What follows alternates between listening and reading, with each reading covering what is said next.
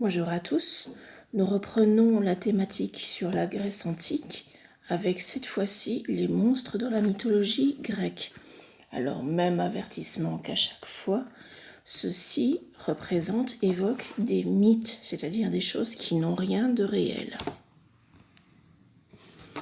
Commençons par la présentation. Dans la mythologie grecque, un monstre est une créature imaginaire, souvent effrayante et cruelle, et qui remplit une fonction généralement attribuée par un dieu. Ainsi, Cerbère, le chien à 3 têtes, garde l'entrée des enfers. L'aigle du Caucase est chargé de dévorer le foie sans cesse régénéré de Prométhée, afin de le punir d'avoir offert le feu aux hommes. Alors, Prométhée est un héros qui a transmis le secret du feu aux hommes à une époque où ils ne le connaissaient pas encore. Les dieux, pour le punir, l'ont enchaîné à une montagne et l'ont condamné à se faire dévorer le foie vivant par un aigle, l'aigle du Caucase. Problème, pour que la punition soit suffisamment sévère, eh bien le foie repousse à chaque fois. Donc à chaque fois, l'aigle revient arracher à nouveau le foie de Prométhée afin que la sanction soit éternelle.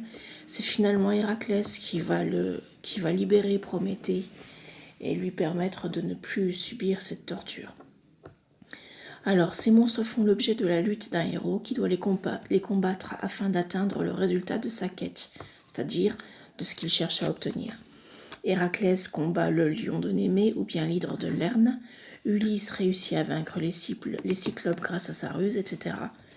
Et ces monstres servent donc le plus souvent de faire valoir aux héros dans les mythes grecs. Alors, quelques exemples de monstres célèbres. Vous avez la chimère. C'était un monstre à corps partiellement celui d'un lion et en partie celui d'une chèvre et dont la queue était un serpent. Alors cette chimère n'avait, elle, pas de fonction particulière, elle terrorisait les troupeaux et puis jusqu'à ce que Bellérophon la combatte et la tue.